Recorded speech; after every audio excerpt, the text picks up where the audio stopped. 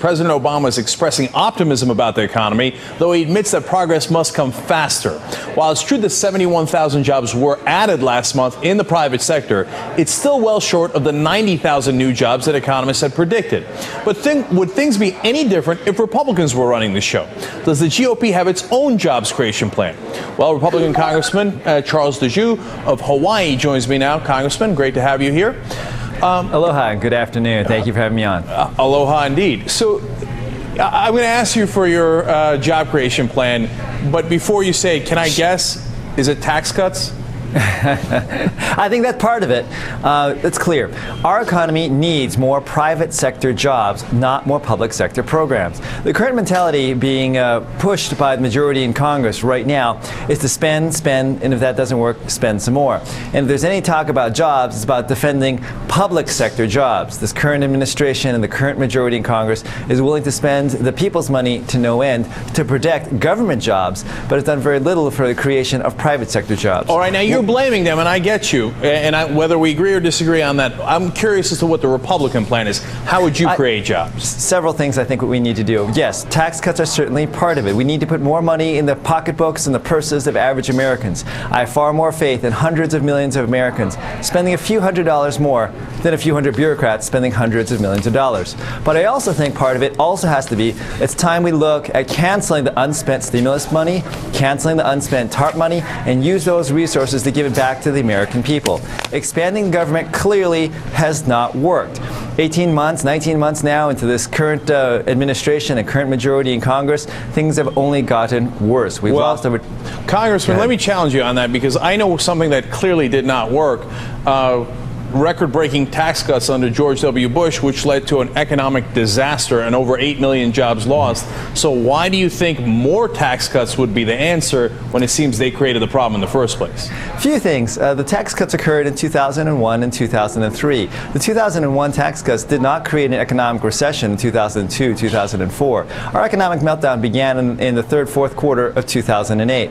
And even if I do acknowledge here that what the Bush administration had done was wrong and put us in this mess, the current administration and the current majority in Congress most certainly are not getting us out of this mess. And it's time we look at changing direction and changing the priorities that we have here in Washington, Congressman, D.C. When you say bigger government, you seem to be, I think, conflating two different issues. One is regulation and the other is spending. Now, Obama got handed a $1.2 trillion deficit. Now, he's expanded on that to make it about 1.4 or 1.5, but that's actually a much smaller part of the puzzle.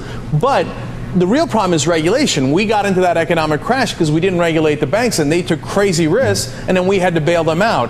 So when you say bigger government is the problem, do you mean we regulated too much or we spent too much? And would you agree that we should do a little bit more regulation of the banks?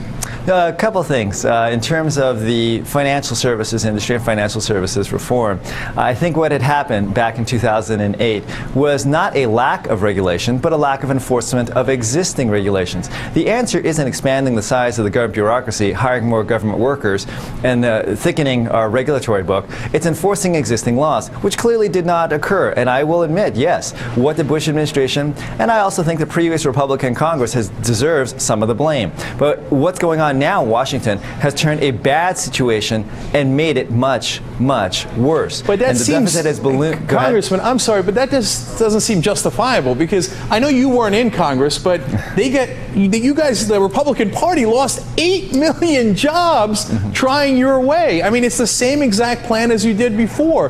Why would it be any different now? It's not. Let me respond here. That the tax cuts that occurred in 2001, trying to say that the tax cuts from 2001 triggered an economic recession 7 years later. The tax cuts and the deregulation and everything else you tried, it's the same formula you want to try now. I'm afraid we're going to lose 8 more million jobs if we tried that same formula. And I would respectfully submit to you that what the current Congress and the current administration are doing is even worse.